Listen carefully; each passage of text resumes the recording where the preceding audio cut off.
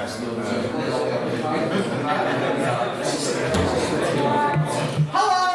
Hiya! Welcome to what can only be described as the 5th ordinary meeting of the 171st session of the Queen's University of Belfast Literary and Scientific Society!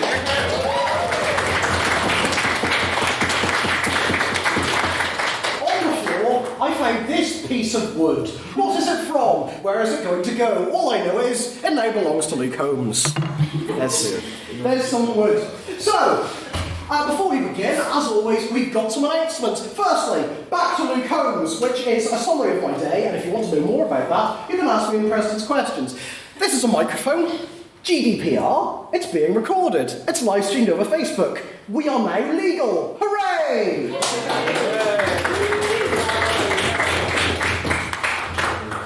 Don't you just love not breaking the law? More announcements coming.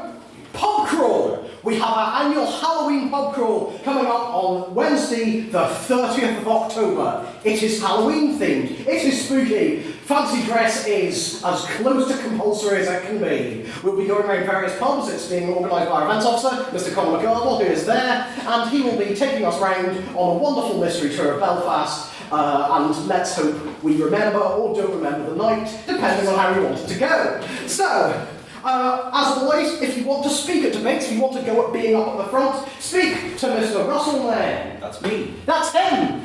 So if you want to give this a go, better to give it a go than not. Speak to him and he will get you sorted. We've got a couple of term cards at the front somewhere, so on your way out, if you want to see what debates we've got this semester, just grab one from the front. But if you're not sure about speaking, if you're like, is speaking for me? Well, the good news is, we've got workshops. Hey.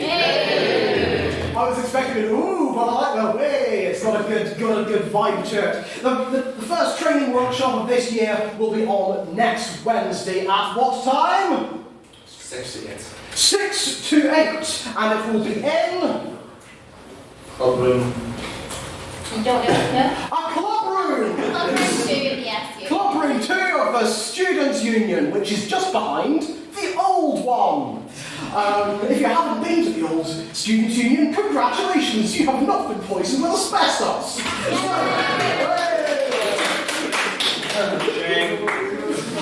So, some of you who are new here or who have been here before and are less observant may have noticed that some of us are wearing these litterific lapel pins. They are enamel, they are metal, you could probably kill someone with one, and they will be available for sale at the end of the evening for £3.50 in coins. So that is the price of a lapel pin. It is worth it. I've got two, because I'm a massive nerd. So, are there any other announcements I want to make? Are there any announcements any other council members wants to make? Mr. Conor McGardle with his waving hand. It's the standards that our celebrities have been a bit shit recently. I can't find you because it's true. So we have an alternative for this evening, our London practitioner after the debate. It's spoken to the managing practitioner and they assure us it is good crack. I don't think I'm very biased in that regard. It is £4 Guinness and I think £5 cocktails as well, so we're just happy. So yeah, practitioner. So don't be that one person in Ireland. Practitioner. Yes, practitioner, if you don't know where that is, it's at the most slow traffic lights in the world on Botanic Avenue. They are slow traffic lights. They are slow. There's not been a moment like that at those traffic lights that haven't been hit with a small bit of existentialist dread. So make sure that you do go to the pub at the end. It is truly the social hub of the litterific, and now it's got new decor, and quite frankly, we have gone a bit more upmarket. So that's the announcements done. I'm just going to tick that off in blue, because colour coordination is a great way to differentiate your notes, which is a great revision tip, which I've never used. So, please welcome to read the minutes of our 4th ordinary meeting. This House believes mainstream feminism fails minorities. Please welcome up undisputed gangster, Miss Chloe Ferguson.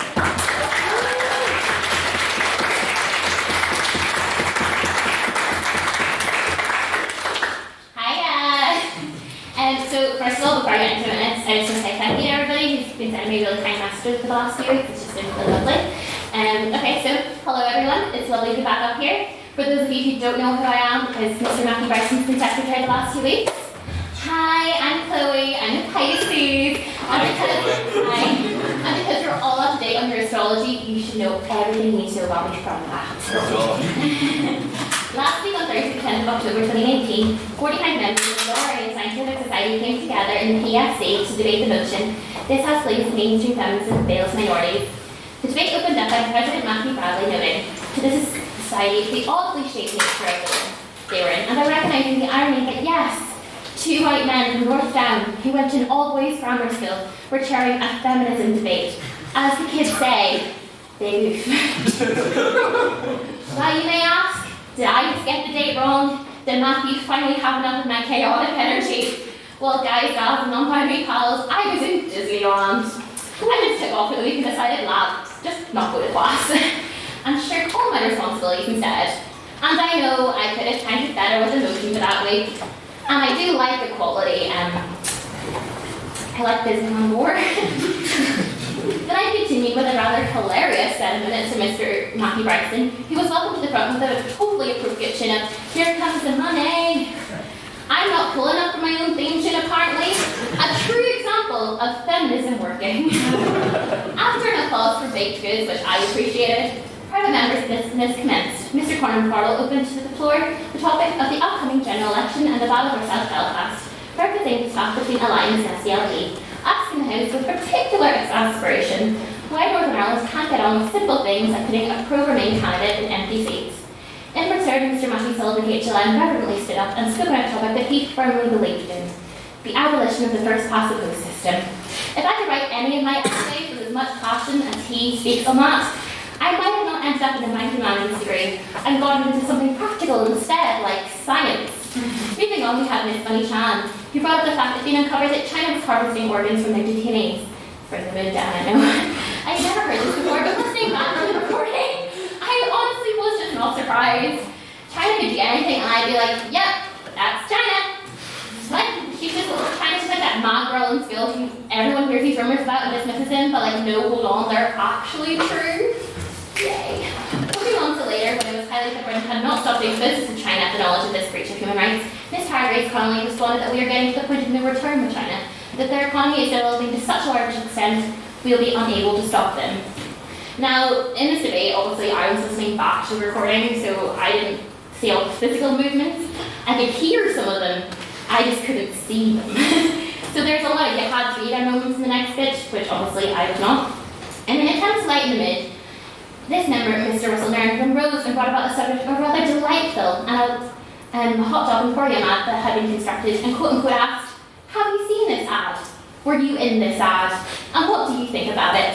Now, after this rather pointed attack on past happy dog employee Mr. Peter Dunn, President Bradley asked for a show of hands in the room who had actually seen this advertisement, setting for the room that after some technical mess to watch it. So, we've got opinions, but we're well informed about it. Wow. I really think a few Litterfit members can take a few notes on that. Mr. Tom McGuinness then became rather upset, shouting "coward" to the room, due to the fact that Mr. Dunn had not pointed out Mr. Bradley in the right direction on the interwebs. We could have had Mr. Russell Nairn engage in role play of sorts to replicate this ad. Tom, honey. I don't know what Litterfit descended into while I was away, but the A value consent will not be forcing Russell to fill out some fantasy that to me just sounded like a one-man, two hot dog situation.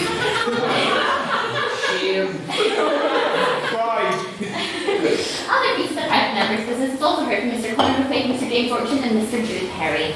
Moving on to the President's questions, it seems that one thing cannot change in my absence. There was this dire need to ask many questions surrounding food. Like, there's a real pie person here, like, I don't understand why Matthew never, in his life, has even eaten food. It's actually not great. Mr. Conor McQuaid asked the President, where would your ideal eatery be about 2 in the morning after a night out? I guess 2 things Matthew loves: the sesh and leaving his house. President Matthew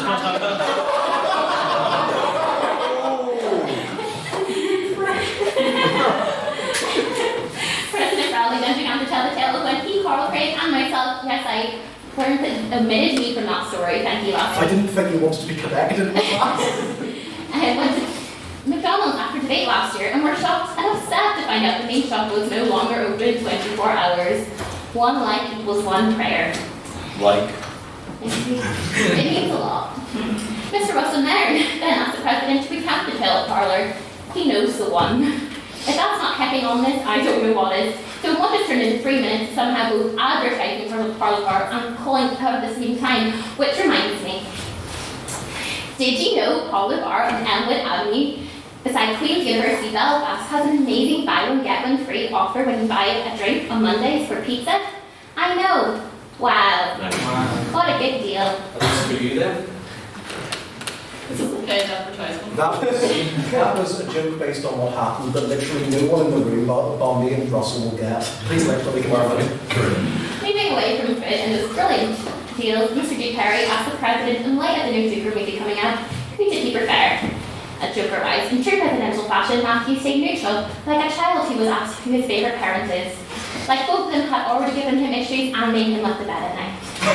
Other president's questions were taken from Miss Liliana Vedder, HLN, Mr. Matthew Sullivan, HLN, Mr. Ben Calvin, Mr. Calvin Black, and Colleen Thornton, and someone else. You don't give your name for the minutes, I'm just not going to know who you are. So with that, on the motion, this House please mainstream feminism fails minorities, a vote of prior opinion was taken with 22 ayes, 5 nays, and 20 noes. Everyone loves not having an opinion. Opening for the proposition, maiden speaker, Miss Inez Watrin, I tried, began by saying she was happy to be surrounded by all these high culture exchanges exemplified by this high caliber of happy dog discourse that I included. Ms. Watrin argued feminism provides a blueprint for action, stating that the mainstream feminism we see was white and bourgeoisie. Something I'm sure no one in this society would know anything about.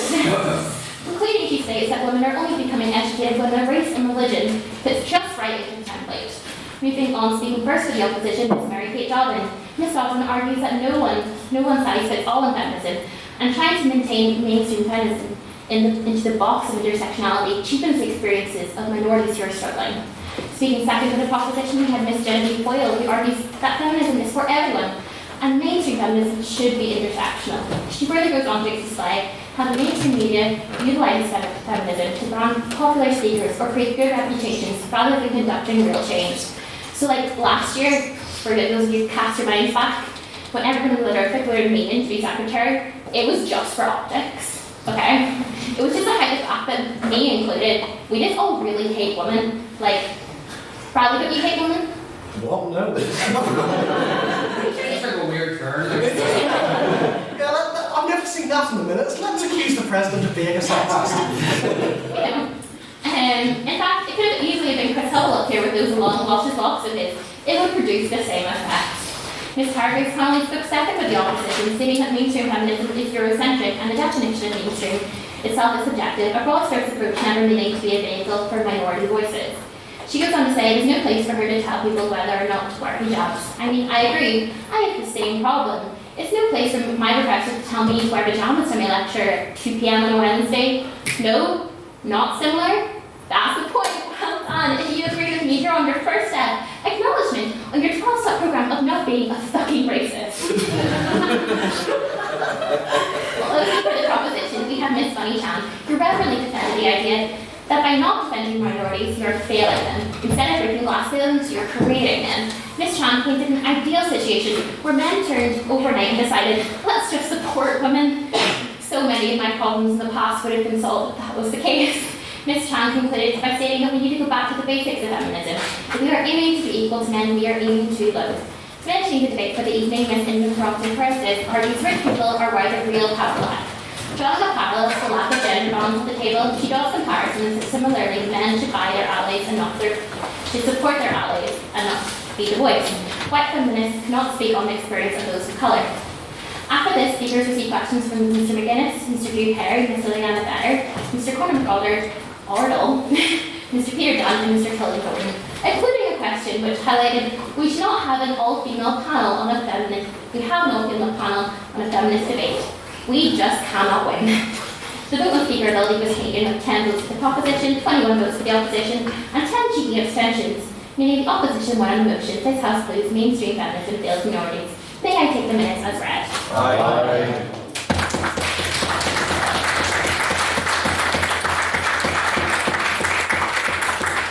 Thank you very much, Mr. Ferguson, for those wonderfully abusive minutes. I'm just going to get myself some water from Candy Corner here. If you haven't availed of Candy Corner before, quite frankly, you haven't lived. It is...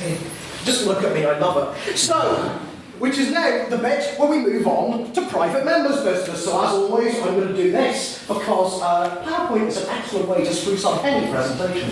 We're going to move on to the agenda. So number one, private members' business. Anyone has any private members' business, anything someone bring up, please put your hand up high. Yes, can you say your name for the minutes, please? Shane McGuinness. After what can only be described as a long extended holiday, Storm will finally return on Monday. What's the house's reaction to this? Reactions, because the hand was up first, Mr. Comico. Yeah, Storm will return on Monday the same way as like I go to work when I'm hungover. I'm not really there. The executive will not be there, so this will not stop the sort of finding that we have human rights here in Northern Ireland. Any other thoughts on Storm coming back? I am absolutely. There's Beth Solly. It just seems to be a bit of a political stunt on the part of like the DUP and the TUP, and then like it's like, oh, look at us, we're doing something for the first time in 3 years, and so it's like nothing's actually coming out of it. Any other thoughts? Yes, I can say the infamous for the sake of it. Jay Ratcliffe. I'm frankly just disappointed because if you haven't noticed, we've managed to make it past the 1,000 day mark on Storm and Mel. Yeah, I come out of that song for 1,100, so I'm quite disappointed in all honesty. I know people were betting on this, but that is incredible. Anyone else? If this was about the time when Cadbury brought back the Whisper Bar, then all the hands would be up. No, we're not taking that. It came back in like 2008. How do I know that? Just look at me. Anyone gets a private members business? Yes, what's the bother? Given the fact that Brexit has very much dominated the mainstream news cycle, it might have gone under the radar that Uganda late last week, or the Ugandan government, I should say, announced plans to try and reintroduce the death penalty for homosexuals, and I just wanted to gauge the House's reaction to that news. Let's be sitting for that. Jack Joseph Patton.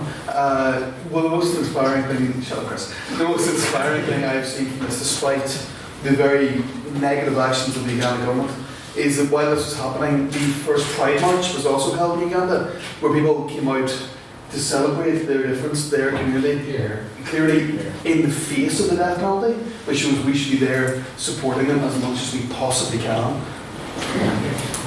Mr. Thomas. I would like to reiterate Mr. Patton's statements of the necessity for our support for the LGBT community of Uganda in the face of these horrendous laws, especially considering that these laws are based upon laws that were imposed by the British during their colonial occupation and were lobbied for by American support the family groups that are into. A number of American Christian evangelicals have spoken in Uganda against homosexuality, and any one of those individuals will, if these laws are passed, will have blood on their hands. Any other thoughts, Mr. Colligar? Yeah, I'm going to read here. It's totally abhorrent that law, and I pray it doesn't appear. We have to support the LGBT+ community in Uganda. I think, however, the death penalty as well is its own issue, and I think we have to be very, very cautious in that there seems to be a almost revival of a push for capital punishment again in the Western world, and I think that's something we have to be very, very against. I think the Priti Patel, the UK Home Secretary, yes. She's in favour of it. Shocked. So I think this is an abhorrent law, but the penalty itself, the death penalty, is on our doorstep and something that we have to be very, very cautious about in the Western world. Any other thoughts on that? Mr. McGuinness again, we'll go for another bit of president. Priti Patel's job is pretty much just to be the worst about literally any subject in British discourse. And yeah, I think it is absolutely, it's completely vital to oppose the death penalty as A, monstrous, and B, completely ineffective. And anyone who proposes it is, exposing themselves as either a monster or a moron, essentially. Are there any separate bits of private members' business? Well, the hands are up. Can you stay here for minutes, please? No, you are. Let's stay here. Colin, Too easy to go here. Given the US's recent pulling out from Kurdistan populated Syria, how do we, personally I feel like it's a betrayal to a genuine grassroots level chance of a secular state in the region, and I think it, for once an interventionist policy was good from America. How do we feel with regards to pulling troops out of Syria? We'll go to Mr. McGinnis first. Just this evening, there's been a deal between the US and Turkey suspending the invasion temporarily to let the Kurds out. But specifically about the US pulling out their support. Go to Mr. McSpann. Yeah, this is actually a really interesting situation that is emerging. Now, the US have pulled out, and generally I look at Donald Trump's policies and I go, the man is in the pockets of someone, I'm not really sure who, but in the case of this instance, there is literally nobody that I can think of that this actually benefits, other than, well actually there's nobody this benefits. It creates another war in the region. Putin's an ally of Assad. Turkey tries to reclaim some sort of, I don't know, remnant of the Ottoman Empire, and it's like sort of wait, but really this is an insane idea that has no reason to happen even. Mr. Thomas. Well, the reason this is happening and the reason Donald Trump has let it happen is essentially, so Recep Tayyip Erdogan wants to reclaim Turkish territory in North Syria, and also, more importantly, wants to wipe out the Kurdish people. And this is his endeavour to see this through, and essentially, the reason why Trump is letting him do it is probably, maybe just wild shot has something to do with the recent approval of plans for construction of a Trump Tower in Turkey. They could be completely because obviously Donald Trump has completely separated himself from his businesses by giving them to his kids. But I don't think this is sort of something I was going to bring up myself, because so this was quite interesting because so initially Trump was going to completely pull out, and then after overwhelming pressure from the broad population of the world, and especially the Democrats, he was forced to then try and put some pressure on the Turks to gain this postponement. And just for the benefit of the society, I would like to ask permission to read out the letter that he sent to the President of Turkey, because I had to read it, and my brain will never be the same. How long is this letter? It's like 3 paragraphs. And it's 3 paragraphs, and it reads like it was written by like a year, like a P12 student. It's good. So yeah, it's such good stuff. I say it's good. You can read it, but if I get bored, I will stop. Can you do it in Trump's voice? No. I considered doing it in Trump's voice, but this really does benefit a clear reading so you can understand. I think it's important to divorce this from Trump's sort of slurred drawl, because you want to understand how little sense this makes. So, dear Mr. President, let's work out a good deal. You don't want to be responsible for slaughtering thousands of people, and I don't want to be responsible for destroying the Turkish economy. And I will. I've already given you a little sample with respect to Pastor Bronson. I have worked hard to solve some of your problems. Don't let the world down. You can make a great deal. But these are all single sentences. General Mazloum is willing to negotiate with you, and he is willing to make concessions that they would never have made in the past. I am confidentially enclosing a copy of his letter to me, just received. History will look upon you favorably if you get this done the right and humane way. It will look upon you forever as the devil if good things don't happen. Don't be a tough guy. Don't be a fool. I will call you later. Sincerely, Donald J. Trump. That man's the President of the United States of America. We as a species let this happen. Sit in your chairs and think about that. You don't want to. Well, that's a shame. Like, if I'm honest, if that ended with, if you send me your bank account details, I wouldn't have been surprised if sort of, yeah, I'll go to the separate bits of private members' business. Oh, Mr. Russell there. I like books. Fuck yeah. In liking books, I occasionally read them. When I decide to read them, I often quite like to go to a library establishment to read books.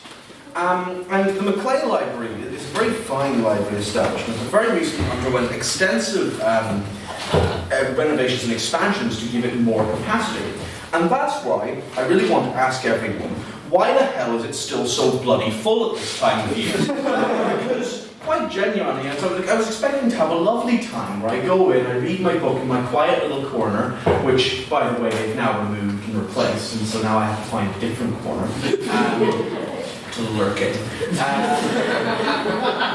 So yeah, why have they made me sad? Just a bit of clarification there as well. In the graduate school, there is a little working bit that is out of use at the moment because it is being worked on as well. So, any other quick thoughts on that, Mr. Shea Glasgow? Maybe, and this is just a suggestion. Oh, you've been eating shit. And isn't it all based on doing an undergrad degree here, now doing a postgraduate qualification here? It just might be an idea that the Queen's University of Belfast is unsustainably profit hungry and has taken on too many students to the extent that it cannot actually support them in a proper pastoral and ethical way in their education. As president, I have to remain impartial, but I'm just going to say. Miss Mary Kate Dobbin. Fan of the play. I was just about to stand up and say anybody that knows me knows my deep, burning despise for the Maclay Library. And I was there all summer doing my post-grad dissertation, and it was full then too, and I honestly don't know what the deal is. I don't know why they just can't ban people that are like, my space. Must have expired. He's looking more and more desperate every minute, like a wee boy that needs a toilet. I just want to thank the Mr. Representative from Jordan's time for her opinions on the Maclay Library. Was it? She was a queen for her name. I was a queen, which is why I was here. Well done. Oh, goodness. Anyway. Stop being confused and continue, please.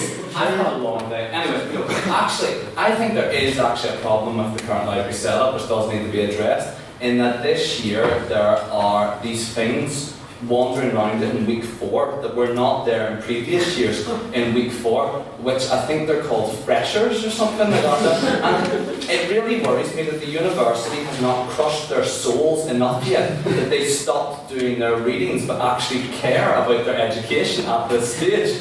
And they're in year 1. Like the pubs are empty and the library is full.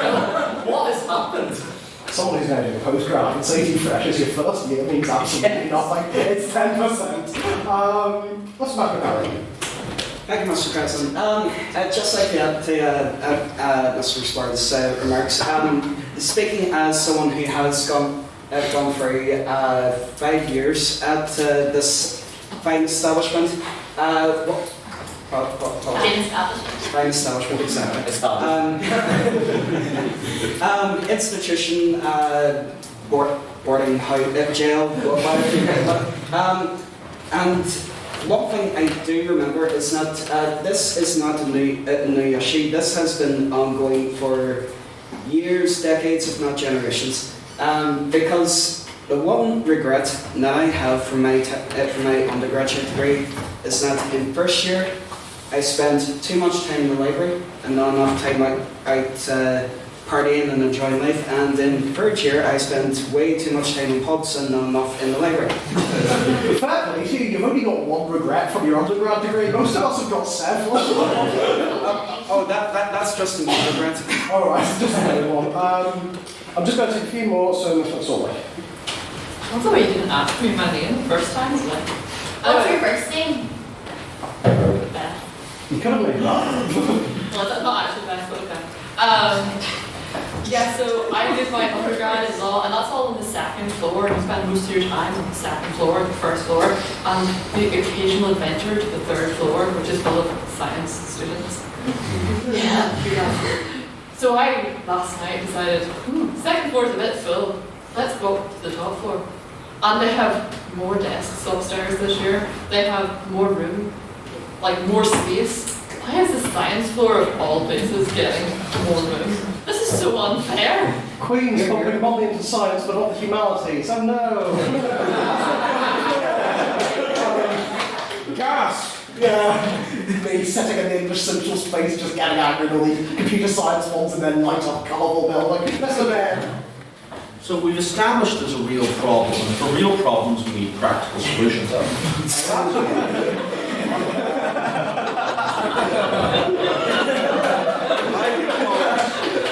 I propose my new 3-step plan to cleaning up the clay and assuring quality for all students of Queen's. This plan includes 3 things. It includes the purging of all ne'er-do-wells, miscreants, or slovenly sorts who may be in the library, and that's about it. And then we just sort of leave it for me. What about the CS Lewis room? Is anyone else about this? Oh, C.S. Lewis room, right. Okay, C.S. Lewis room is one of my favourite haunts in the library. And the problem with the C.S. Lewis room is that it appears to be favoured by German tourists extensively. And so you'll just be trying to read. I was bringing my tour the other day. Stop it!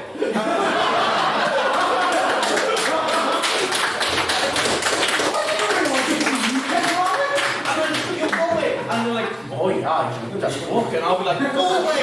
Go back to Germany, please. On that note, we're going to move on to the next question. Well, it's got, it all got very Brexit party very, very quickly. I think we should all take a moment to reflect on that. I'm ready for some questions. Mr. Colin McArdle. Mr. President, there's been a lot of talk about borders recently. If you could put a border anywhere, where would you put a border? I know most of them probably have it in the German. If you could put a hard border anywhere, where would you put your hard border? I'm gonna have to think about over a glass of water. Bear with me. Where would you put it, Matthew? I actually don't know because I don't want to restrict anyone's movement. So I'm just going to put a border around my house, just so no one knows me. And if they do, I can have them like arrested and then deported. So that's like, double win. So anyone else with a question? Mr. Alden McSparrow.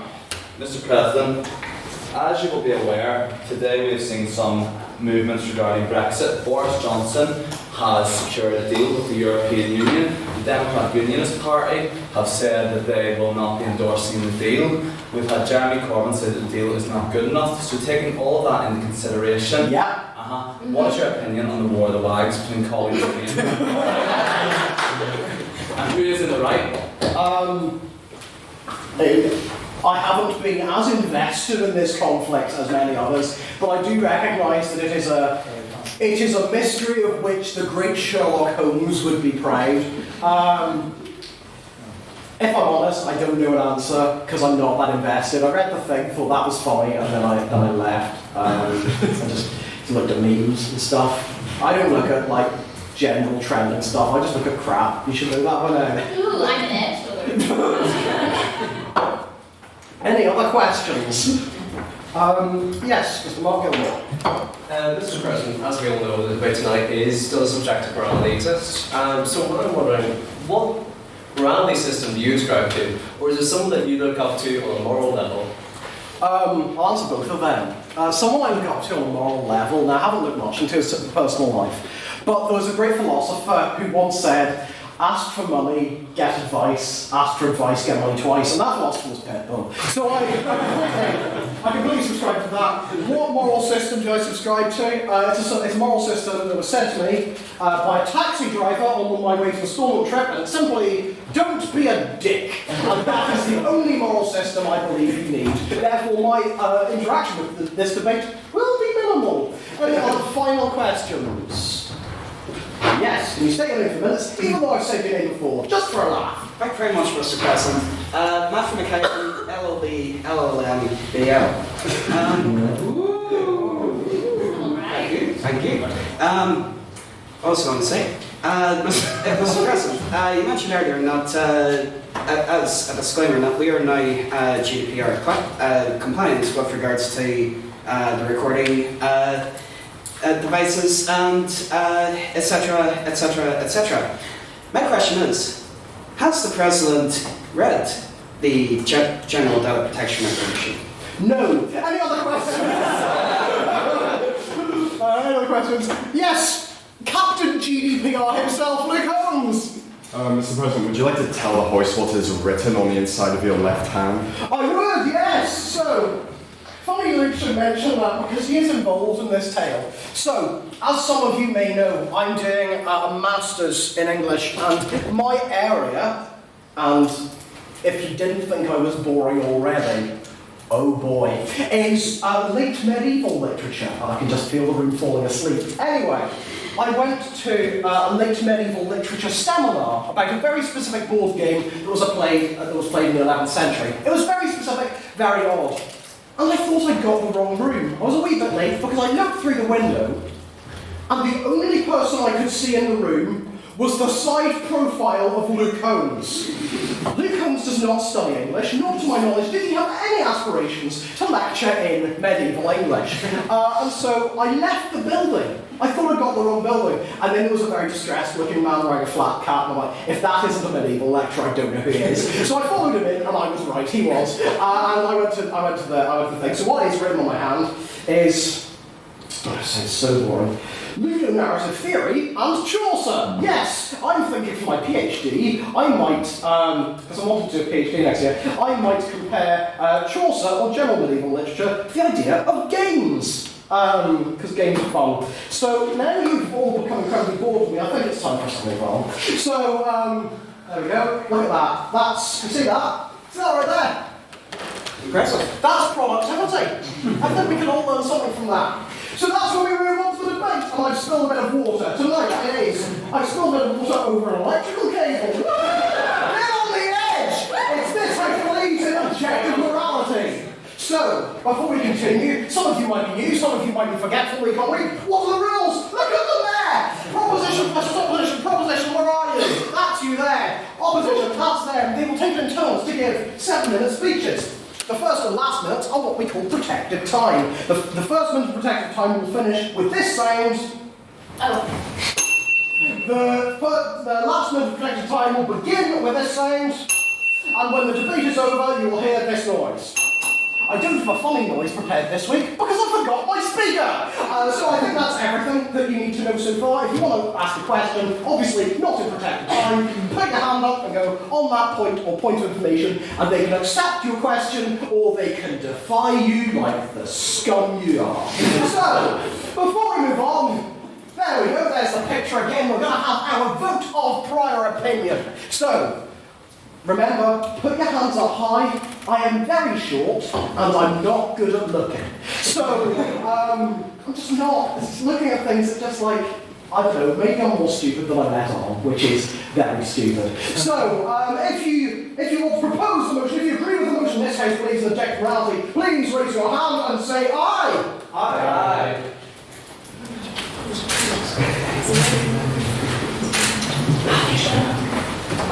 Yes. Cool.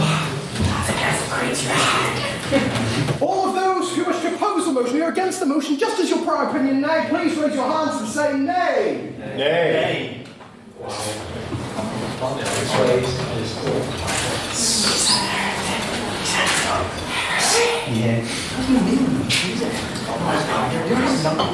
And all of those who wish to abstain on the motion, who don't have an opinion, or calm it down everyone, I'm trying to do the bit, or don't have an opinion at all, please raise your hands and give the most enthusiastic meh. Meh.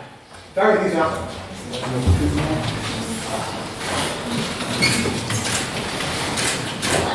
Yeah. It's behind me this time, I missed a ton of those. Madam Secretary, could you please read back what I'm sure is a very polarised vote? So on the motion this House believes in objective morality, the proposition got 12 votes, the nays got 12 votes, and the abstentions got 11, so... Ooh. Can you decide anything by yourself? You have one job to decide on something, and the room just hasn't done that. Where's Charles? Where's she? You mean, wake up, sheeple, And so, do you want to be convinced by debate? Yeah! I said, do you want to be convinced by debate? Yeah! Please welcome up the first speaker for the proposition. Who is it? It's Mr. Ben Cameron.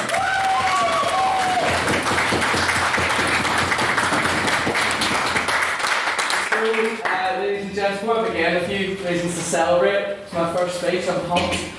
More importantly, today's the 17th of October. I don't know if any of you know this, but it's actually Emily's birthday, so big up Marshall Mathers. But very quickly, I'm going to snap back to reality.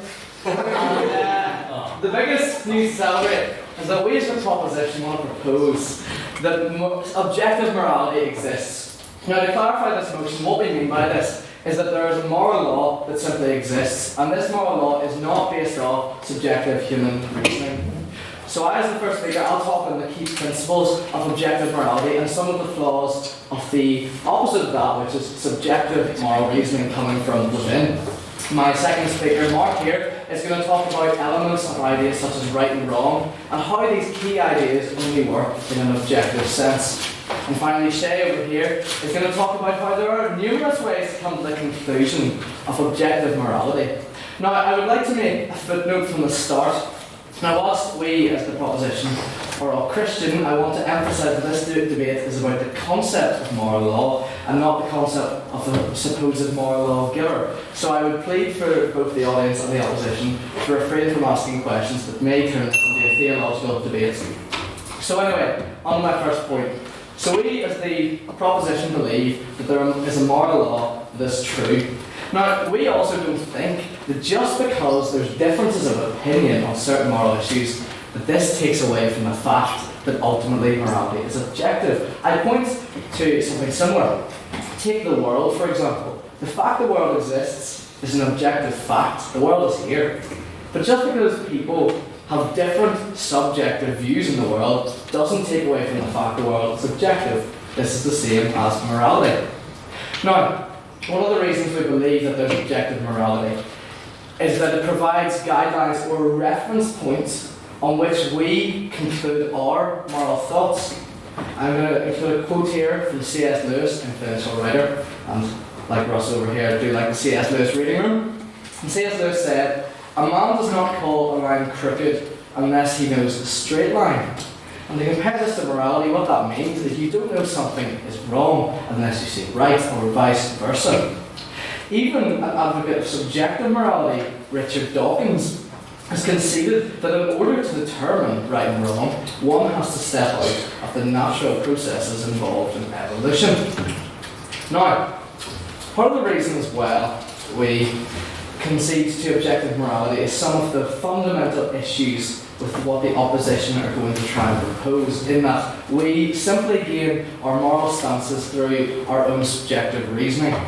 Now, some of the reasons that people have come to this conclusion is that they believe that we inherit what we believe through what society believes as a whole, as in societal consensus is what determines what we think is right and wrong. But then I will reiterate an example. In America in the 19th century, black citizens were seen as inferior. Now, at the time, American citizens would have seen this as right, but that doesn't mean that it is right. Obviously, it is wrong, and it remains wrong, even though at the time it seemed right. Another key problem with this argument of subjective morality is that it basically proposes that right and wrong as well comes from what is right is what benefits humanity, and what is wrong is what is detrimental towards it. But these ideas of bettering society or being detrimental imply an end goal. And through natural processes like evolution, an end goal is not there because they're completely random. My colleague Mark will talk more on what I'm about to say in his own speech.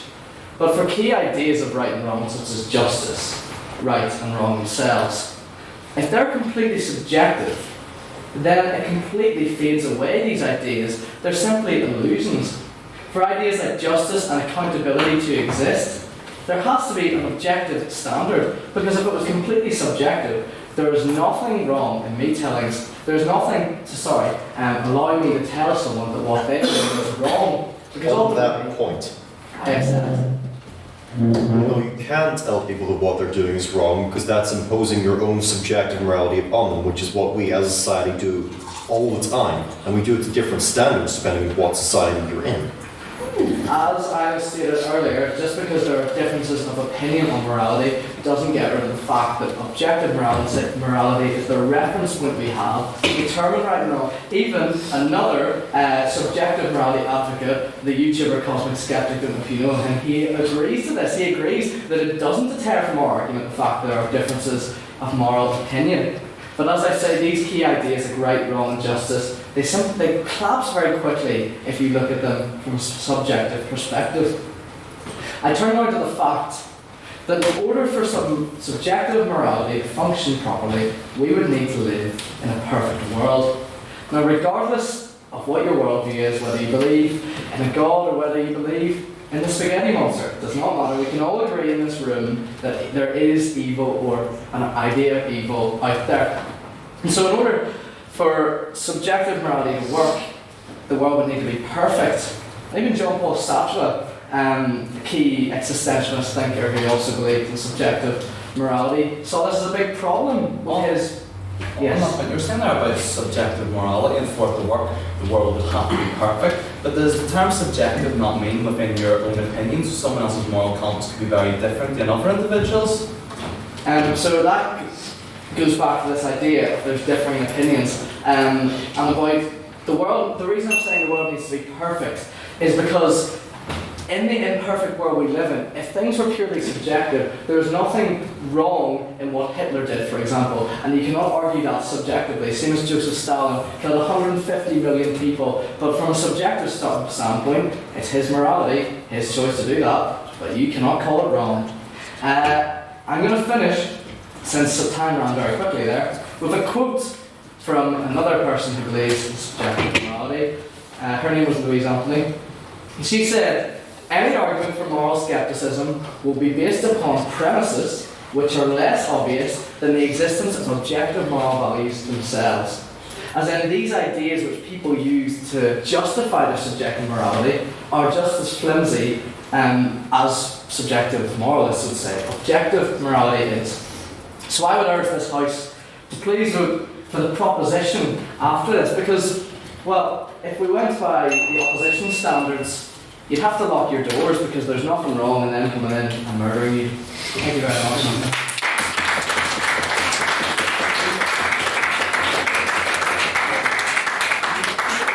Thank you very much, Mr. Cameron. Can we have another round of applause for what was Ben Cameron's maiden speech?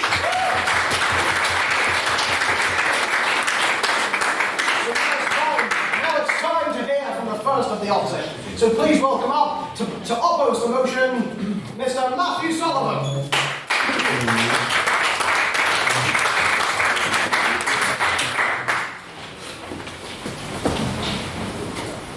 Ladies and gentlemen, the proposition today has the task of proving to you and to us that there is a system of objective morality.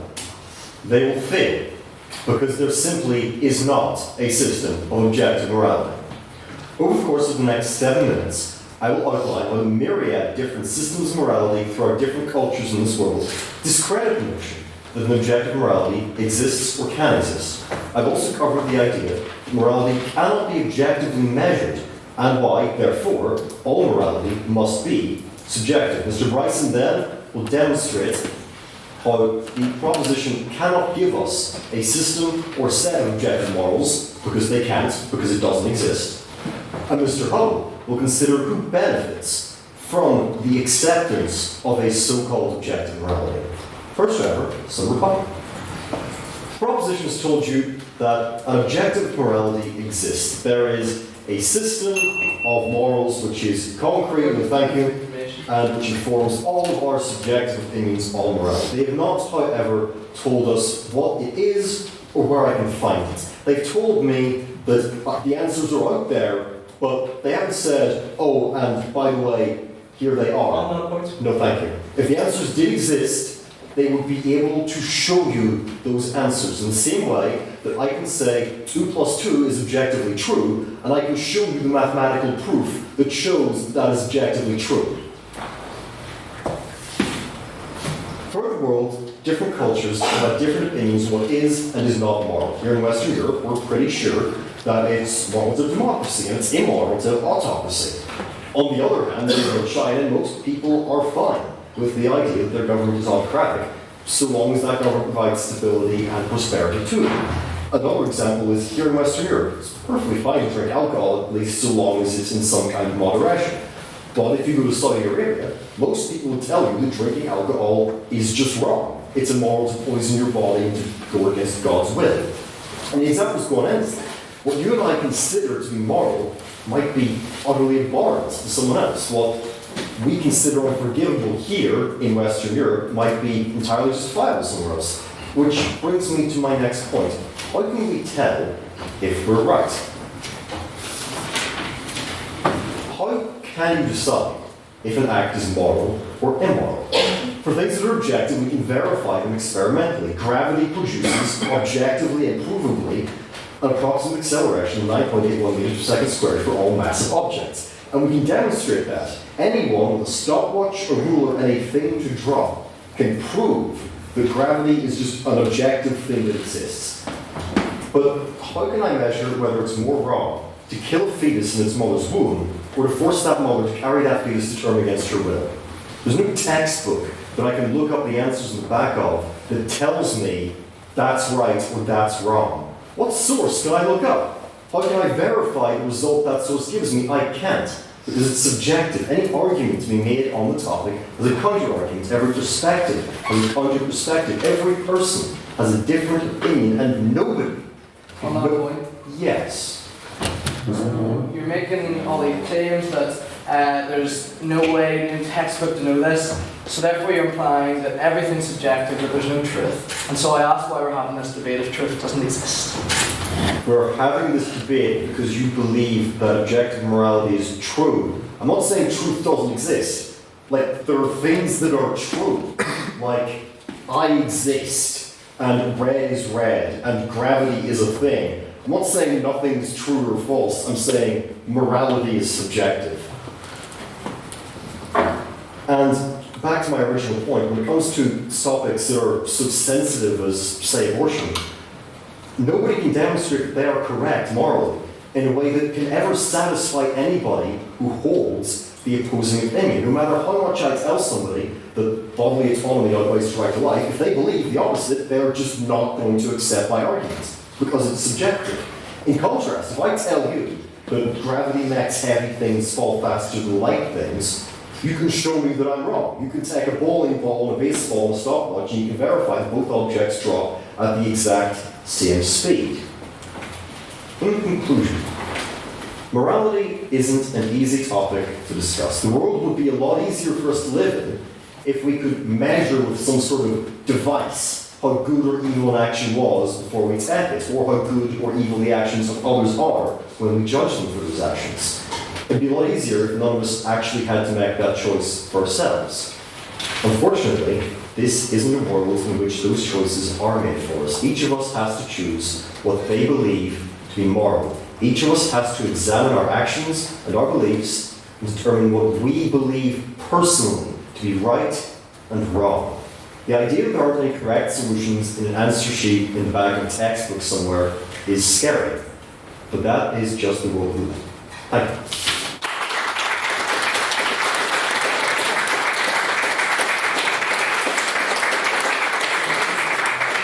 Thank you very much, Mr. Sullivan. Now, please welcome to continue for the proposition, Mr. Mark Gilmore.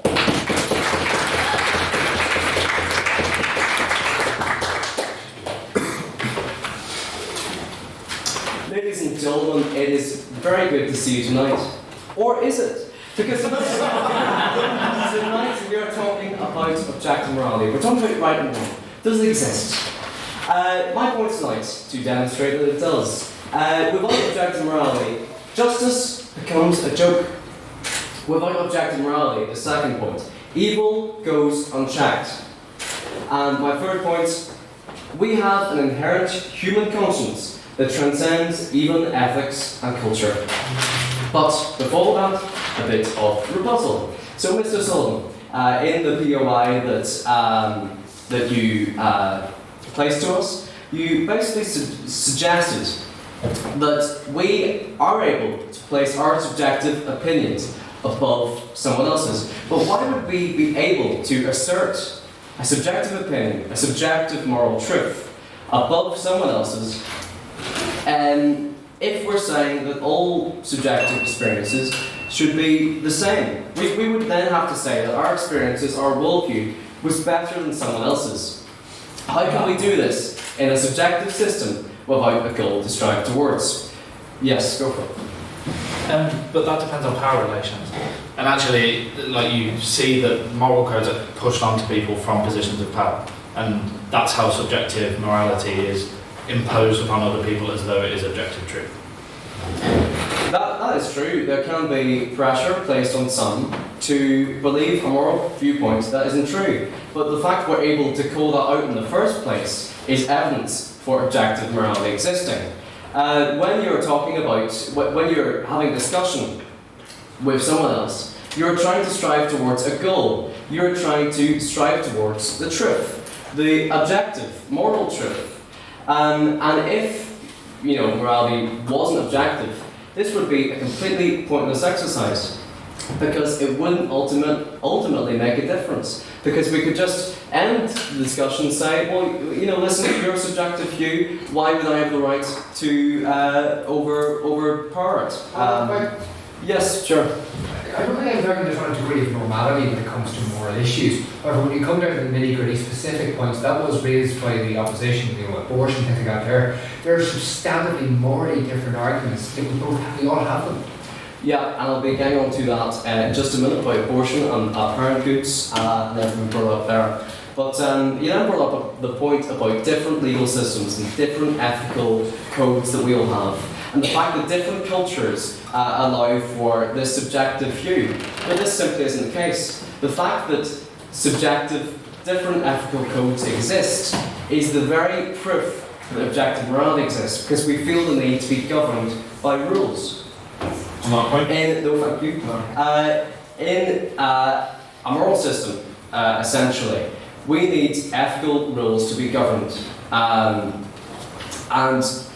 different ethical systems exist, so we can get back to this objective moral system. So that we can get back to an objective right in which we all believe in. The gut reaction we all have whenever a tragedy occurs. How can we tell if we're right? That was a point brought up by Mr. Salomon, and the answer is our conscience. We all have a base foundational conscience, and a child watching a television program would be able to tell you who the bad characters are. They don't need to be taught that. They know it for themselves because they have an inherent conscience. Gravity, you then brought up, is an objective, measurable thing, but morality is not. And my answer to that is, maths has some tricky problems, right? And you can propose a right answer to a maths problem, but that right answer doesn't have to be agreed by everyone. And sometimes, in mathematical problems, there has to be a lot of debate about what the right answer is. No, thank you. You're not saying, the next point was, you're not saying that truth exists. That, truth can exist without objective morality existing. But how does this work when, at the very base level, truth is about what is objective morally right, what is fact? On that point. You see, fact doesn't exist within a subjective system. So I'll move on to my own points now. So justice is a joke. If we just observe that all morality is subjective, nobody would have the right to judge anyone else, because there would be no standard to live up to. It would be a failed standard. We would not be able to issue any punishment to anyone, because we would be placing our subjective opinion above someone else. Yes? But isn't it possible to simply have what we have a shared subjective view as a society? For example, the worth of money. Money is objectively worthless. It's a thin sheet of plastic that you can't really use for much. But because we subjectively all perceive it as having worth, it functions as currency. So can't there actually be a shared subjective perception? Absolutely. So your point there, Bay, that subjective values can be shared. And of course they can be shared. Preferences can be shared. But the fact that we all share these to such an inherent, ingrained degree is the fact that objective morality exists. If you have killed someone, or if someone kills their family and their defense could easily be, well, it was moral for me. If they were terrible people, and why should you say otherwise? C.S. Lewis, a big fan, I'm going to mention a few times.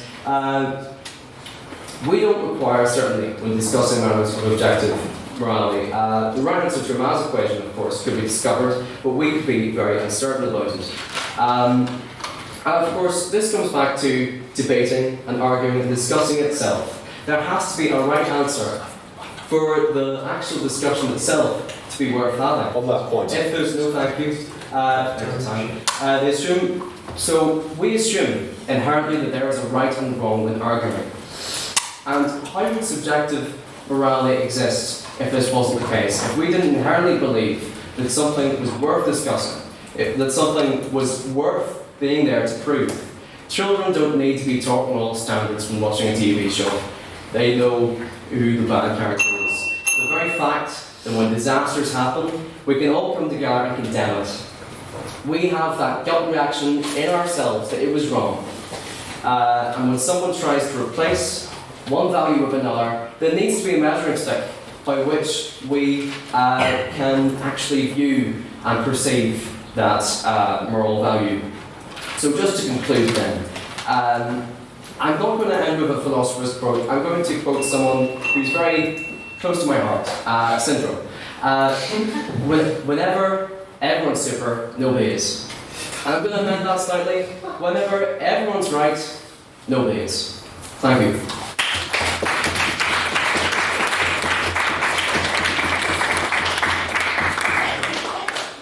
Thank you very much, Mr. Gilmore. Now, please welcome up to continue for the opposition, Mr. Matthew Bryson.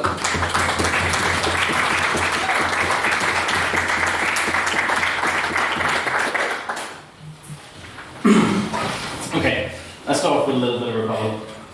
So, firstly, the proposition stated that their definition was that a moral law simply exists. They didn't tell us what it was, they didn't tell us how to get it, but they said it simply exists. Now, I'll go on to why this matters later on. But they also talked a little bit about justice. First speaker said that for justice, there must be an objective standard. And Mr. Mark Gilmore said that justice would be a joke without objective morality. Yet, the first speaker already brought up the point about black citizens in the United States. At the time, that was seen as justice. So, if anything, justice has been a joke. And in certain circumstances today, justice is still a joke, and we will see that in the future. He also stated, the second speaker, that evil goes unchecked. This is cute, okay? This is a lovely sentiment, but it means nothing, okay? He also talked about how to challenge beliefs. Well, with substantiation we can do that. Science, through science, things that can't be subjective, unlike morality. He also talked about how we need ethical rules. We never stated that morality doesn't exist. We said it's subjective. That is a complete and utter misunderstanding of our proposition. No thank you. So let's reiterate what fundamentally this debate entails. The proposition must either tell us what objective morality is, or tell us a system that we can find to use. That we can use to find objective morality. This must be tangible. Do not get tricked by vague sentiments or vague philosophies. Do not actually give us tangible evidence for objective morality. It's the same as me saying, I have an imaginary friend. It simply exists. You can't actually prove it, and I can't tell you anything about it. But trust me, it's there. No, thank you. To reiterate this point, and tell you why they must give you a system or tell you exactly what objective morality is, imagine I told you about a new creature called the Omniblob. I told you how I knew it very well, and that it was the most amazing thing you'll ever see. You then ask, what does it look like? No idea. Then you ask, well, where is it? How can I find it? No idea.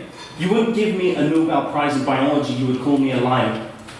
So for any argument that doesn't give you tangible evidence, which doesn't tell you what objective morality is, or how to find objective morality, it utterly fails at proving it. No thanks. Now, why do we as the opposition believe that they cannot do these things? Firstly, they cannot tell us what objective morality is. Why? Any attempt to give you a set of morals or beliefs is utterly arrogant. We, as a set of people, are within the same age group, are mostly with similar experiences, and will again mostly look through a Western and Eurocentric scope. To say that the proposition of some arbiters of justice, which they are claiming here, or tell us what right is from wrong, this is utterly arrogant and utterly ridiculous. But maybe they will attempt to pin you down with some crazy scenario with 50 conditions, like asking us, given a puppy who in the midst of curing cancer also gave us peace between Israel and Palestine, stating it would be objectively wrong to not feed the puppy. No thank you. This isn't proof. Why? Just because something is agreeable doesn't make it objective. A lot of people agree on the fact that cats are nice, they're cute, but objectively they could be the spawn of Satan. So why do we believe the proposition cannot give us a system that we can find objective morality? Well, because humans are stupid. To be objective, no thank you, we need to by definition not be influenced by personal experience, by emotions, by any outside factor. This is impossible. Humans are consistently emotional, consistently illogical, and unfortunately, they often simply don't have good intentions. On that point. Okay, I'll take it. Yeah, what you're doing there is that they are not denying the existence of subjective morality. They are not saying that people do not have their own personal opinions, but what they're trying to say is that there is a higher form of morality, and you haven't been able to prove that there isn't a higher form of morality, simply that people have their own subjective viewpoints. The burden of proof is definitely not on the opposition on this. They haven't actually, what you said was untrue. They haven't told us what objective morals are. Have you heard a single one? Have you heard a system to get those objective morals? Sparrow. It is. You haven't. They have simply given vague sentiments. Evil goes unchecked. It simply exists. Vague sentiments, nothing more. Humans are fundamentally biased creatures. We change our morals depending on circumstances we are in and the personal experiences we have had. Who didn't hear as a kid tell their parents, their friends, or God, that they would never drink, they would never smoke, they would never take drugs? How many in this room can say they kept to that promise? You.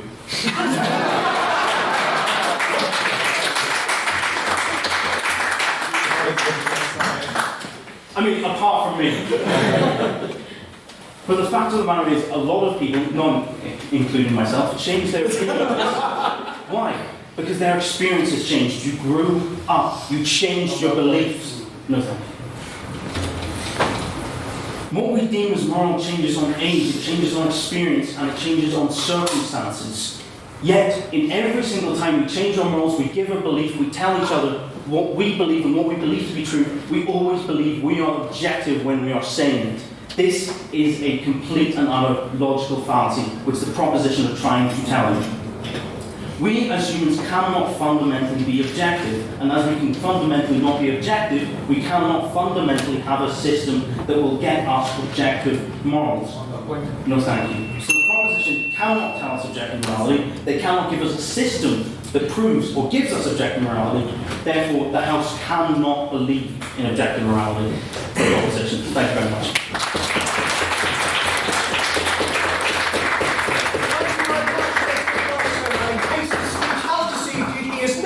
Messiah, he is a very naughty boy. So, please welcome up to speak, oh he's already up, to speak third and conclude the proposition, Mr. Shay Glasgow, HLM.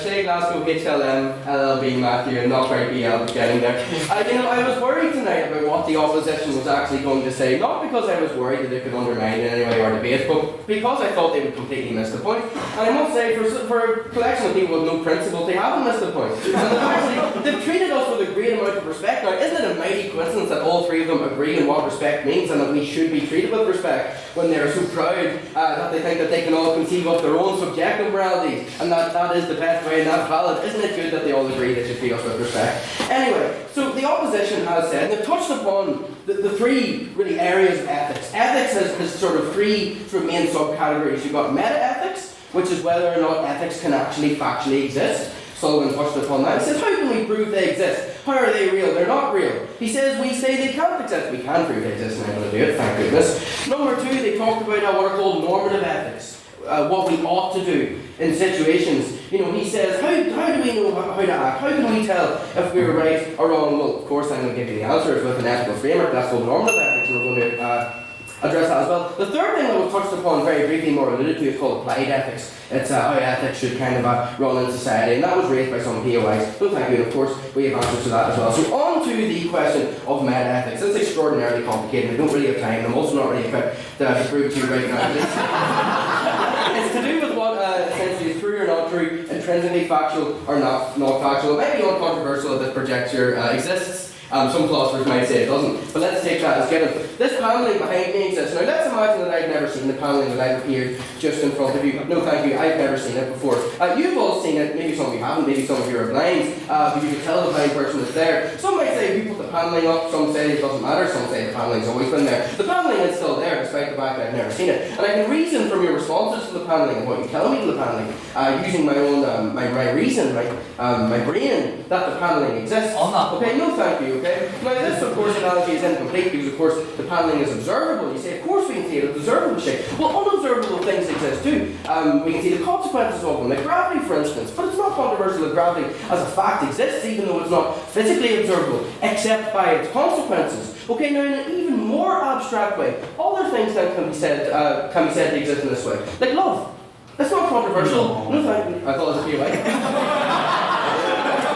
Say that love exists. Love, it's an intangible relationship between two people, but people talk about love as if it's a fact, and this is further without evidence that things that are not observable can exist. It's complete logical fallacy to say that because we cannot physically see it, it doesn't exist. Taking mathematical proofs, for instance, of course mathematical proofs exist. They exist within the same logical framework as we say. Our normative ethics exist. We take a premise which we know to be true, the value of 1 and 2, no thank you 4, for instance, and then we reason conclusions from that.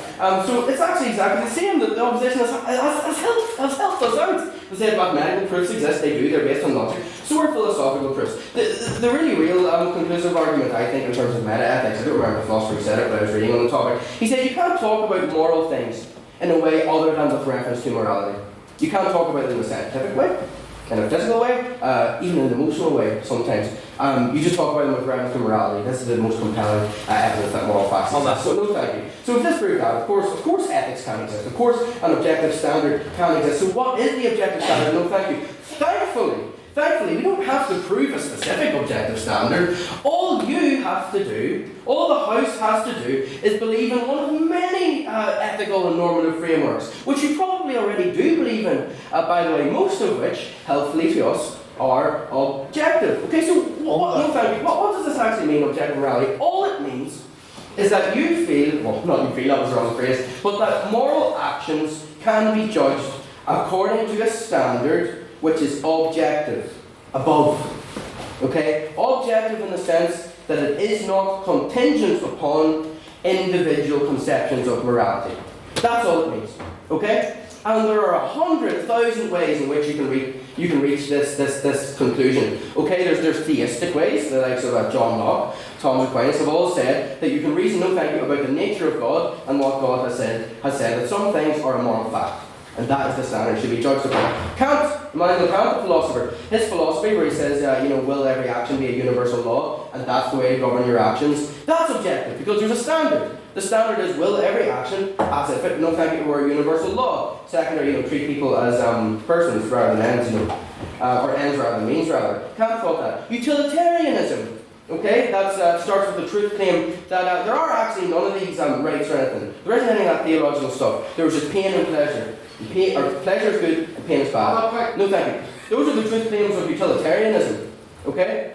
That is an objective standard. It's saying that this is good, this is bad, therefore moral actions can be judged by the amount of pain and pleasure it brings to people. Because that is the standard. Contractarianism, social contract theory, sometimes rests upon these claims. Okay? No thank you. For instance, John Locke said, God created humans to live free, full lives, therefore humans should have free, full lives, therefore it is right that X, Y, and Z happens, government, rights, structures, things like that. Okay? Those are all appealing to an objective standard, something above people's individual whims. John Rawls, in his theory of justice, no thank you, as fairness, that's an objective standard. He says justice, or the good, is fairness. That's the objective standard. Things are good, that's a truth claim, which are fair. So you measure actions, no thank you, Alban, I'm not going to take your POA. So that's how you measure that, okay? Now that all sounds very complicated. That does all sound very complicated. So all these theories, all this and that, how can I govern my life? The chances are you probably already know. The reason that all of these ethical frameworks and moral theories are the same in substance. They're not the same in how they're derived, and they're not the same in how they're justified, and the premises aren't the same. But they're mostly the same in substance. They mostly have the same set of commands. Respect each other. Respect the right to life. The right to freedom. They're all the same. The reason they're all the same is because we all know within ourselves, our conscience, fundamentally, what is right and what is wrong. You know that yourselves. You know if you did something, you would know it was wrong. And you know if you do something, you know it's right.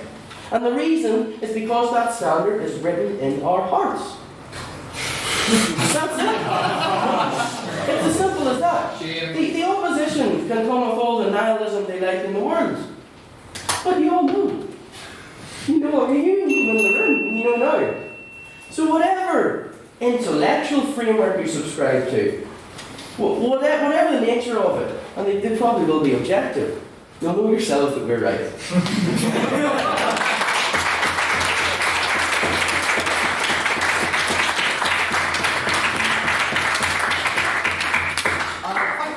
Glasgow. And speaking of that projector, I would like to advise the final speaker for the opposition to be very careful not to trip over it, as it is very expensive, and not simply just left it to him because I think he is the most likely to trip over it. So please welcome to oppose the motion and conclude the debate, Mr. Chris Hummel.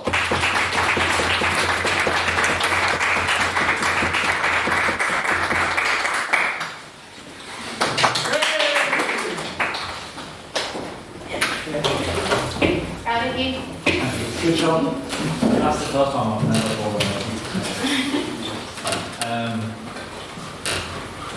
I'm going to go into a bit of an anecdote, so sorry. On the 4th of August 2011, the Metropolitan Police pulled over a minicab on Ferry Lane in Tottenham. Inside, a man they had been investigating as part of a move to tackle gun crime in the black community, a father of 4. As he stepped out of the vehicle, Mark Duggan was killed. In the following days, cities across England erupted in riots. Looting and pitched battles against the police were commonplace.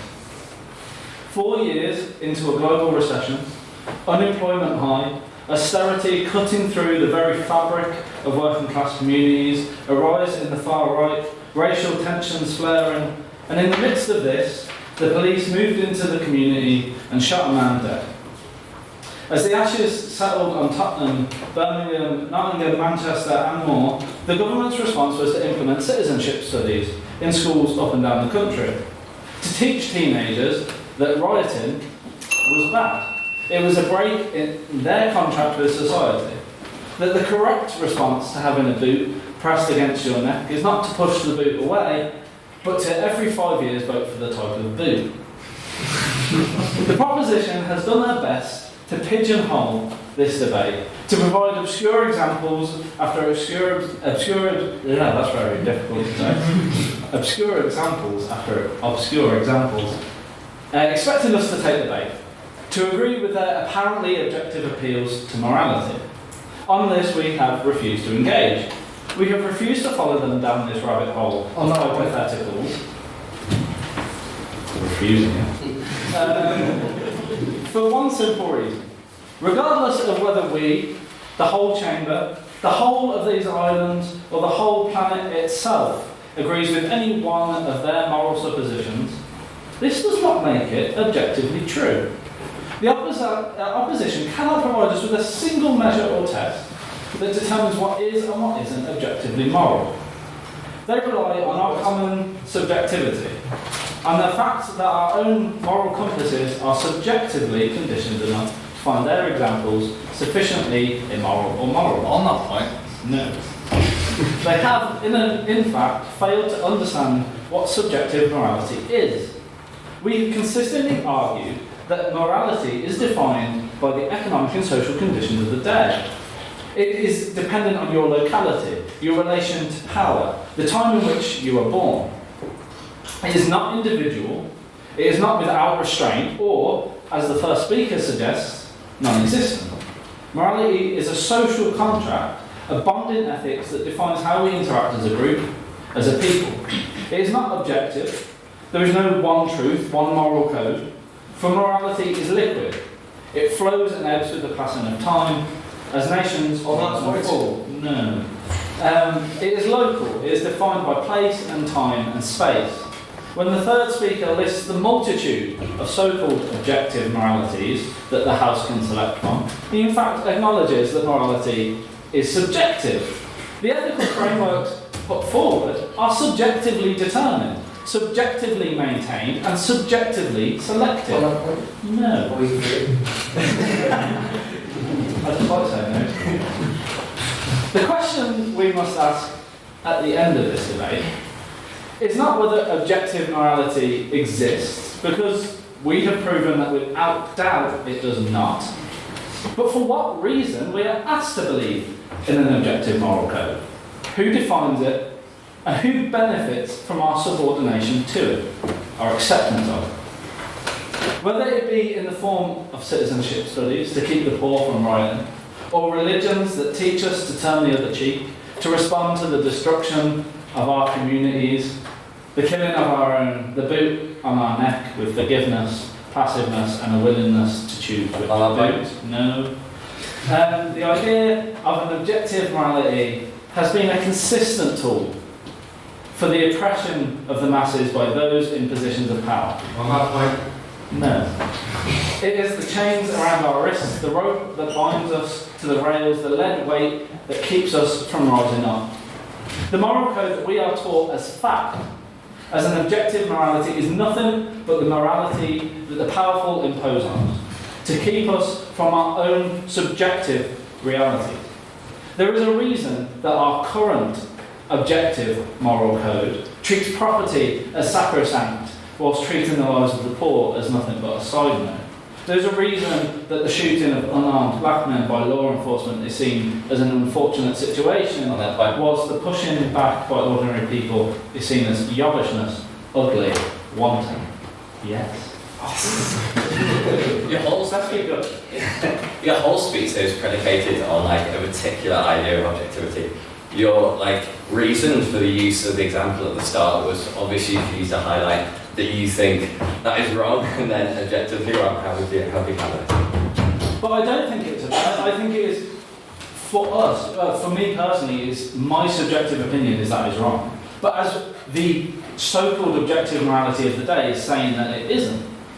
When I look at the shooting of Mark Duggan as a crime, as a moral outrage, because that is what my subjective morality puts forward. But when we look at how that was covered in the day and how the response of our so-called objective morality was in the media or in government, and how society at whole responded to that, it wasn't in a moral outrage. And that just proves that even the morality that is the most general morality, the most sort of popular morality, is still subjective and it is still fluid. And the fact that it is fluid means that it cannot be objective. It is incumbent on us to reject the idea of objective morality, the morality of the powerful, of the oppressor, dare I say bourgeois. Our morals are subjective, and as such we have the ability to reflect, to adapt, and to decide upon a set of morals that puts power in our hands, that does not condemn someone for throwing the boot from off their neck, that corresponds to our realities, the needs of our local communities. Objective morality is a falsehood. The proposition failed to state otherwise. I ask you to oppose this motion.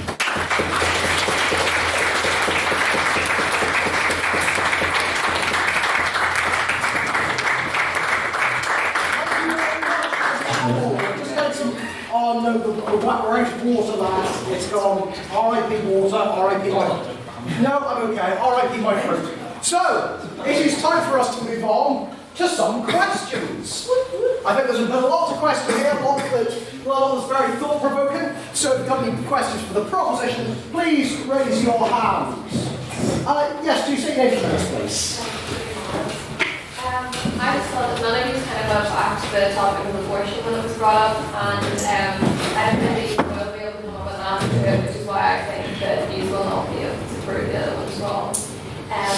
But it's not a classist issue, it's something that affects all women. Any woman can get pregnant and any woman cannot want a pregnancy. And in any case, it can be dangerous for the woman or for the baby, and I don't see how you can ever objectively say that having abortion is right or wrong.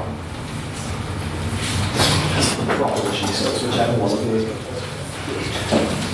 I suppose that the fundamental truth claim that we're making is that there is a way to objectively judge as right or wrong all actions.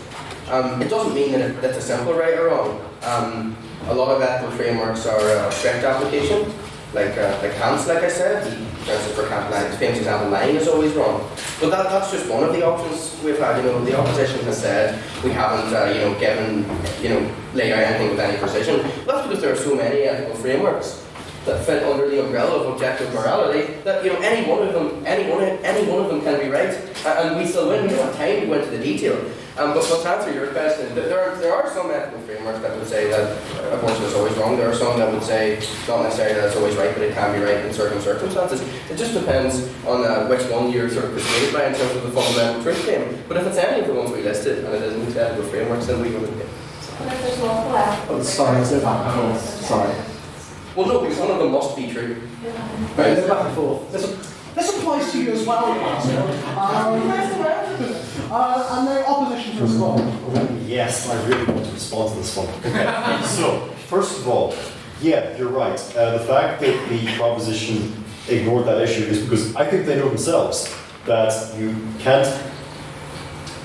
If there was an objective morality that we could look to, then we could take it off the shelf, open up the index, find the page for abortion, and have a big thing that says abortion is right or abortion is wrong, or pro-choice is right, pro-life is right, whichever.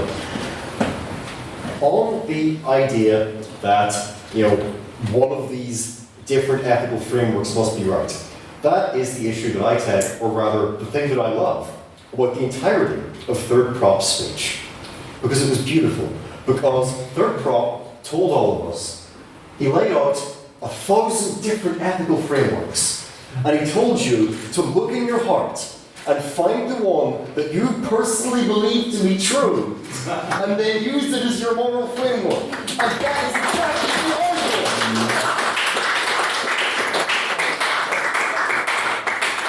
Are there any questions for the opposition? Mr. McCallum, yes. Thank you, Mr. President. Before I ask my question, I will briefly provide the House with some advice. Kids, once you graduate, take every opportunity you can to show off all your lovely letters. And I commend my learned friend, Mr. Glasgow, for taking the opportune moment to give his speech. Now, in regards to my question, the great liberal philosopher John Stuart Mills, in his seminal work on liberty, set out what many would say would be the main argument for subjective morality, a principle known as the harm principle, which is not for a truly liberal and free society. Everyone should have the freedom to do whatever they want, as long as it does not harm another. Even in this most seminal work of subjective morality, there is still an element, a base objective morality. With that in mind, does the opposition's argument hold water? Cool, you've laid out yet another system of morality. I personally disagree with it. I think the idea that everyone can do whatever they want as long as they don't directly harm another is ridiculous. And that's my subjective morality. So, no, I'm afraid that you've just given yet another example of why all morality is subjective. You can give us as many objective ones as you want. Mr. McLean whispered something to me there over the last week. I didn't hear it, but I'll thank him for bringing up yet another example that does actually support us. The opposition have got confused everyone between the exercise of free will and an objective truth. So you can exercise your free will in many different ways and be persuaded by many different things, but it doesn't change the fact that if an objective truth exists, it exists. It's a fact. So the fact that we've laid out multiple different ways to get to a point of objective morality isn't an endorsement of subjective morality, because we're all saying that one of them is still right, and the rest are wrong. All that we were saying at that point was that if you believe in the fundamental truth of any of them, then we win the debate. So it's a mischaracterization of what the opposition said. It's not an endorsement of subjective morality, it's an endorsement of free will with the recognition that an objective truth does still exist. Well, hey, so are there any abstaining questions? These questions which can be offered to both sides equally, and we have been burned before, and if I think your question is bad, it is completely within my discretion to fine you. On that note, Mr. McGillis. So, I voted for the proposition as a part of a bit, and Bryson torpedoed that, so this is just going to be a broad abstaining point now. What is both parties' side views on the widely recognised philosophical truism that all doggos are good boys? and the implication therein that anything that is not doggo is therefore not truly good, by virtue of not being a doggo. Mr. McGillis, I feel I should find you by yeah, I'm not going to, because you bothered. So we proposition to respond first. Well, the ethical framework to which I am, it's rather complex, but a key part of it is teleology. The idea that all objects have a teleological purpose towards perfection and are ordered towards good. Aristotle and Thomas Aquinas reasoned that all objects are good by virtue of their being. So therefore, I believe it is a fundamental and irrefutable moral truth that all doggos are indeed good boys. Opposition to respond? You don't have to if you don't want to. Yeah. Are you sure? I was just about to say that, like the response, okay. Yeah, sure. Yeah, I don't really know how to respond to that question, to be honest. I think it kind of, again, sort of brings up the fact that we can all agree on this topic. It doesn't actually make it objective. And Mr. Glasgow saying that his moral system is the truth, which means absolutely nothing. He's given a few things and just said there is an objective truth. One thing I will say on the question specifically is what happens when doggos attack doggos? Are they still good then? At the Literature, we like to propose the most thought-provoking topics of our day, and I think since 1850, this has proved we do exactly that. Any questions for the proposition? Mr. Connolly. Thank you, Mr. President. Without being described, I genuinely think that the opposition has failed to recognise what this debate's definition actually holds. So you have talked about ethical frameworks, and if you subscribe to one of these, this is objective. And you've said about there being a lack of justice if nothing is objective. But we're not, the opposition doesn't say that morality doesn't exist because it's not objective, they just say that it exists and that it is subjective. So what they're saying is that your ethical frameworks that the third speaker so eloquently spoke about, these are just subjective views. The whole point of objective morality is that it's universal, it's that there is a spine, a given core of values. And I think personally, as this is a sort of tried and tested philosophical argument, and I would put this as maybe the square that you can't put a circle through.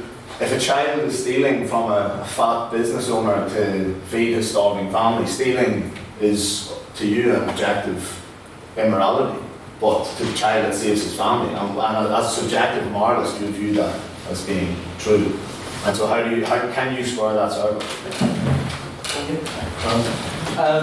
That circle can be very much squared because I think there's been a gross mischaracterization tonight in terms of, well, what are we actually proposing, in terms of objective sense? So that problem sounds very much like the problem that was proposed in which somebody runs into a shop and the shopkeeper has to keep them, right? And how do I buy? Because there's a student coming, right? And the student goes up to the shopkeeper and asks, is someone handing out back? And the shopkeeper then is faced with, do I lie or do I protect the person?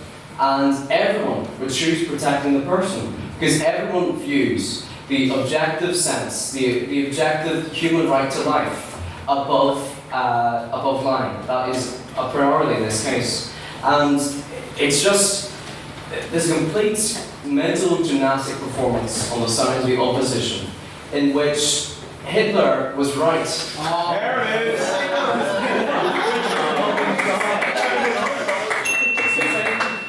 We can say that Hitler was wrong if objective morality doesn't exist. By what measuring stick do we measure that? It's impossible to condemn the acts of Nazi Germany if we do not ascribe to objective morality system. And can I also say, leading on to that point, ethics are not morality. Morality is the system by which ethics try to find. So ethics try to find morality. And that's why we can ascribe to these different systems, and we can pick one for the base objective morality layer that we're all seeking towards. How do we know that objective morality exists? If objective morality didn't exist, we would not have these ethical systems in the first place.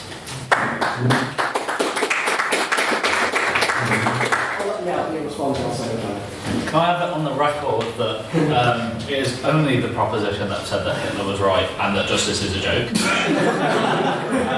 And also, I would like to thank Mr. Gilmore for providing a definition of morality in the questions at the end of the debate.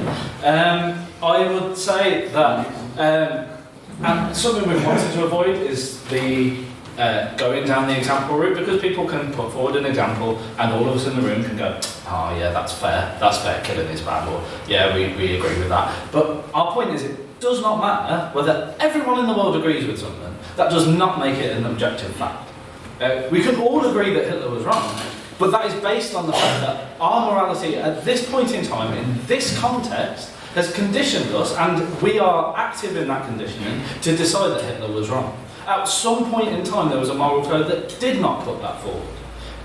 And it is important for us to recognise that in each of these situations, there are different things that could change that would change the moral outcome. In every example that you've provided today, if you change one phrase in it, if you change one character in it, if you change the position of one person, it instantly becomes a different moral code that applies to it. And that is proof that an objective moral code is a fallacy. I just want a clarification as to why everyone laughed when Mark mentioned Hitler. Mr. Gilmore has quite a tendency to mention Hitler in his speeches. In fact, you can always say that Hitler has a cameo appearance in them. So it is no surprise to me that he would bring up Hitler in a debate about right or wrong. You're welcome, so any questions from the opposition? No one. This is anyone.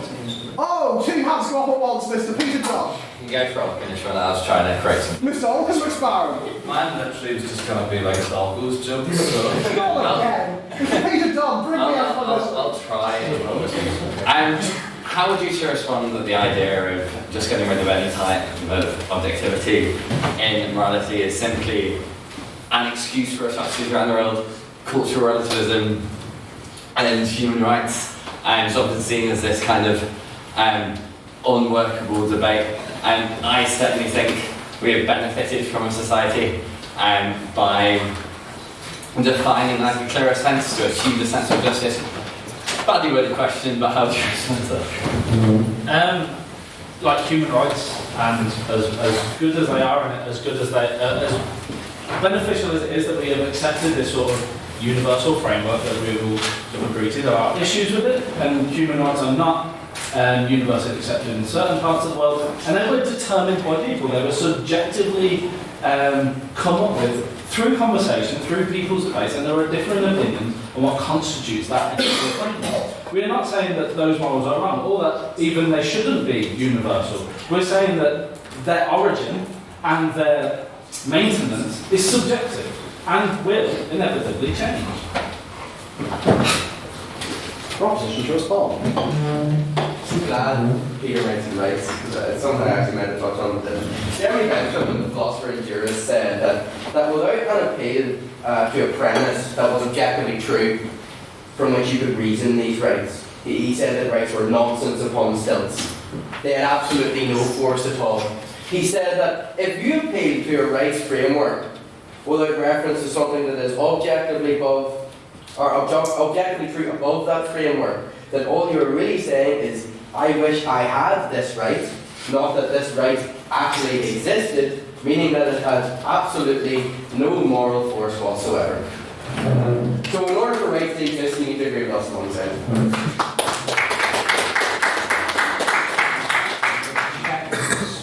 There we go. So, any questions that abstain? Abstaining questions? Mr. Cormack. Sort of a big advanced more on rights. I think no one's really mentioned sort of human rights in international systems. Like, in that both sides could use it in the argument, in that you have that subjective nature, in that they are competing, they are different, and they are for subjection to the working those issues. But they do represent an objective moral code that has been accepted by many, many nations throughout the world. And I'm just wondering how each side would use that in their arguments. So the opposition to this. All right, I'm going to reiterate a point that we've been stating this entire debate. It's that just because everybody agrees on something does not make it objectively true. Take a lighter example. I think sunsets are beautiful. I think 90% of people in this room will look at a really nice sunset and go, that's pretty beautiful. It's not over their clothes. Sorry to probably hope so. But that's not an objective truth. We like them and we subjectively believe, yeah, they're pretty. But like, you can't prove that. You can't go in a textbook and find a mathematical proof that says, yes, sunsets are beautiful. Because it's not objective. And to bring back to international standards, just because everyone in the world agrees that people should have the right to life and that people should be free, ultimately, that's just because we all have that belief. It doesn't mean that it is a objective truth that's definitely true. In 100 years, we might have changed our minds. No, that's an amazing point. You know, how can human rights...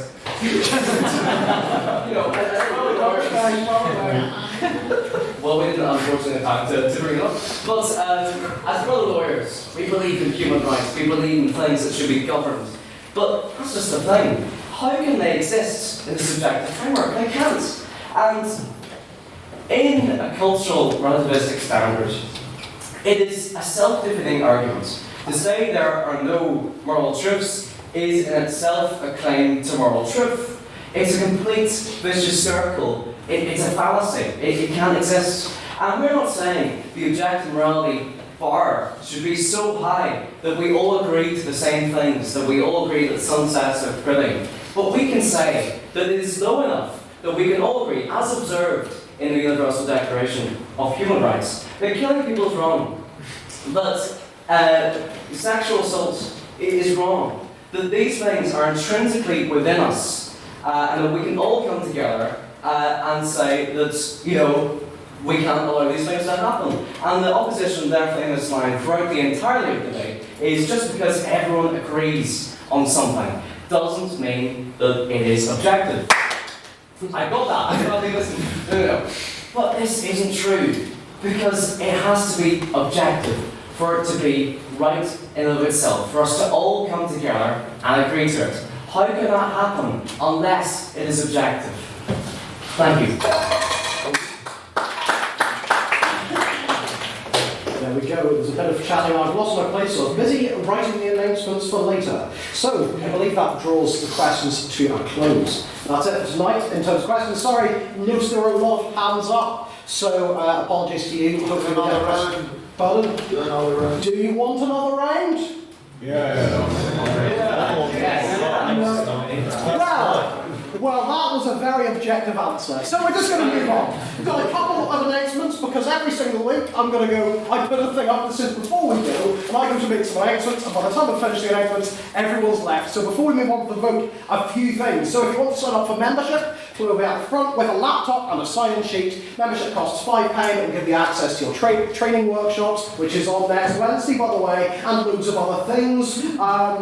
We'll be going for practitioner, so when the meeting ends, we'll follow Mr. Colin McGull to the practitioner bar, which is at the hell crossroads of Botanic Avenue. Other things include, next week, we will be starting a bit earlier. It'll be 7 o'clock, it's the same event time, but we always start a bit later. Got to try and start around 10 past next week, just keep that in mind for when you're turning up. And another thing, the pins, these pins here. So after the speaker's photo, which is another thing I want to mention, you can come up to the front, cost £3.50 to get a pin. Matthew Bryson, the pins are in my red Queen's University bag, which is under the table.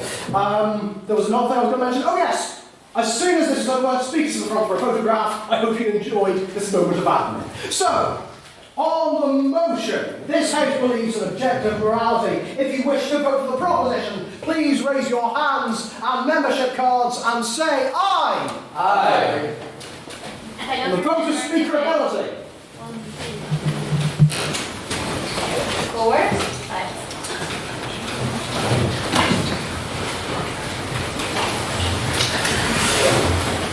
And those who think that the opposition spoke better, please raise your hand and the membership card and say nay. Nay.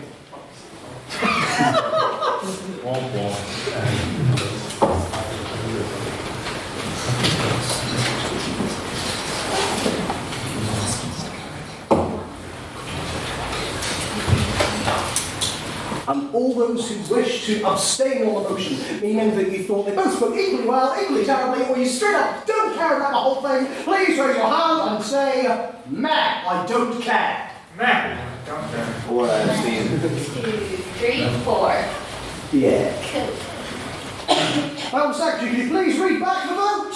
On the motion, this House believes in objective morality. The proposition has 10 votes, the opposition has 22 votes, and the abstention has 4. The opposition has it. The opposition has it. As I say, if you've got nothing else to do, get yourself a practitioner, speaks to the front of the photograph. You want to pin up there, you want to sign up to it,